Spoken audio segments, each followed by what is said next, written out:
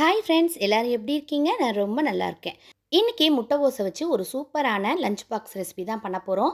ரொம்ப ரொம்ப அட்டகாசமாக இந்த ரெசிபி இருக்குங்க. 5 மினிட்ஸில் பண்ணி முடிச்சிடலாம். முட்டைகோஸ் சாப்பிடாதவங்களுக்கு இது ரொம்ப ரொம்ப சூப்பரான ஒரு ரெசிபின்னே நான் சொல்லுவேன். வாங்க எப்படி செய்கிறதுங்க பார்க்கலாம். முட்டைகோஸை கட் பண்ணிவிட்டு ஒரு 10 நிமிஷம் தண்ணியில் ஊற வச்சுட்டு அதுக்கப்புறமா தண்ணியை நல்லா வடிச்சிட்டு எடுத்து வச்சுருக்கேன். இப்போ அடுப்பை நான் ஆன் பண்ணி வச்சுருக்கேன். ஏற்கனவே இதில் நான் கடலெண்ணெய் ஊற்றி வச்சுருக்கேன். நீங்கள் நல்லெண்ணெய், தேங்காய் அது கூட இதுக்கு நீங்கள் யூஸ் பண்ணிக்கலாம்.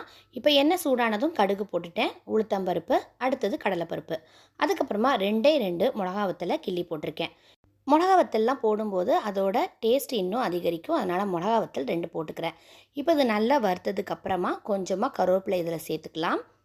கருவேப்பிலை போட்டதுக்கப்புறமா வெங்காயம் ஒரு பாதி பெரிய வெங்காயத்தை நீல வாக்கில் கட் பண்ணி வச்சுருக்கேன், அதையும் சேர்த்துக்கிட்டேன். இப்போ இது எல்லாத்தையுமே நல்லா வதக்கிக்கலாம்.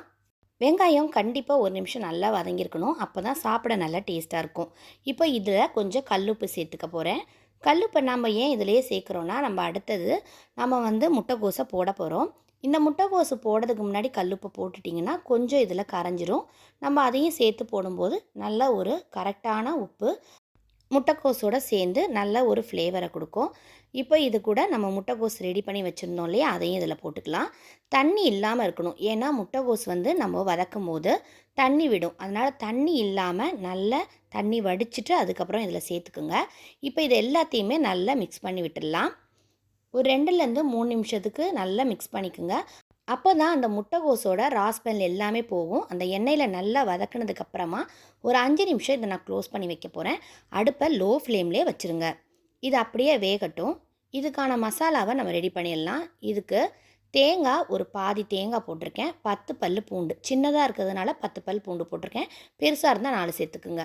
1 ஸ்பூன் சோம்பு, 3 ஸ்பூனுக்கு மிளகாய்த்தூள், 1 ஸ்பூன் மஞ்சத்தூள். இப்போ இது எல்லாத்தையுமே தண்ணி ஊற்றாமல் நல்லா கொரன்னு அரைச்சிக்கணும். பாருங்கள், இந்த மாதிரி நீங்கள் அரைச்சி வச்சுக்கோங்க. தண்ணியே ஊற்றக்கூடாது. இந்த மாதிரி அரைச்சி எடுத்து வச்சுக்கணும். இப்போ இதை நான் வேறு ஒரு பாத்திரத்தில் தான் எடுத்து வைக்க போகிறேன். ஏன்னா இதை எடுத்து உடனே கொட்டுறதுக்கு கஷ்டமாக இருக்கும்.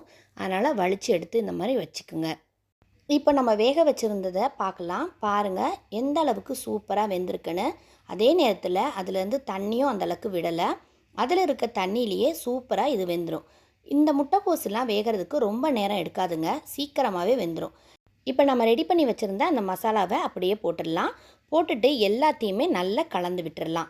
ஒரு 2லேருந்து 3 செகண்டுக்கு நல்லா கலந்து விட்டுருங்க. எல்லாத்தோட ஒன்று சேருறது மாதிரி அந்த மசாலாவை கலந்து விட்டுடணும். இப்போ நல்லா கலந்து விட்டாச்சு. இப்போ நான் க்ளோஸ் பண்ணி வைக்க போகிறேன். ஹை ஃப்ளேம்லேயே ஒரு 2 மினிட்ஸ்க்கு அப்படியே நான் வைக்க போகிறேன். ஹை ஃப்ளேமில் வச்சா உங்களுக்கு அடி பிடிச்சிருமோ, நீங்கள் பயப்படாதீங்க. அடி எதுவுமே பிடிக்காது. ஏன்னா அந்த முட்டைக்கோஸில் நீர் சத்து கண்டிப்பாக இருக்கும். கரெக்டாக 2 நிமிஷம் ஆயிடுச்சு. நான் இப்போ தான் இதை ஓப்பன் பண்ண போகிறேன். பாருங்கள், சூப்பராக கலர் கொஞ்சம் முன்னாடி இருந்ததோட சேஞ்ச் ஆகிருக்கும். அந்த தேங்காய் மசாலா எல்லாமே நல்லா வெந்து நல்ல ஒரு சூப்பரான மனம் உங்களுக்கு வர ஆரம்பிக்கும். நல்லா இந்த மாதிரி நல்லா மிக்ஸ் பண்ணிக்கலாம். இந்த சோம்போட வாசம் இதோட டேஸ்ட்டையே மாற்றி கொடுக்குங்க. சூப்பரான முட்டைகோஸ் மசாலா ரெடி ஆகிடுச்சு. இதை சப்பாத்திக்குள்ளே நீங்கள் வச்சு அழகாக ரோல் பண்ணி லஞ்ச் பாக்ஸில் நீங்கள் கொடுத்து பாருங்கள். குழந்தைங்க மிச்சம் வைக்காமல் சாப்பிட்டுட்டு வருவாங்க. முட்டைகோஸ் பெரியவங்களோ சின்னவங்களோ சாப்பிட்லன்னா இந்த மாதிரி செஞ்சு கொடுங்க. இது சப்பாத்திக்கு ரோலாகவும் வச்சு சாப்பிட்லாம். அதே நேரத்தில் சாம்பார் சாதம், வத்த குழம்பு, காரக்குழம்பு இதுக்கெல்லாமே இந்த முட்டைகோஸ் மசாலா ரொம்பவே சூப்பராக இருக்கும். கண்டிப்பாக ஒரு முறையாவது இதை நீங்கள் ட்ரை பண்ணி பாருங்கள். இதில் போட்டிருக்க தேங்காய், வெங்காயம் எல்லாமே சப்பாத்தியை அப்படியே மத்தியானம் வரைக்கும் சாஃப்டாக வச்சுருக்கோம். குழந்தைங்களும் ரொம்பவே விரும்பி சாப்பிடுவாங்க. இந்த வீடியோ உங்களுக்கு ரொம்ப பிடிச்சிருக்குன்னு நினைக்கிறேன். பிடிச்சிருந்தா லைக் பண்ணுங்கள், உங்கள் ஃப்ரெண்ட்ஸ் அண்ட் ஃபேமிலிக்கு ஷேர் பண்ணுங்கள்.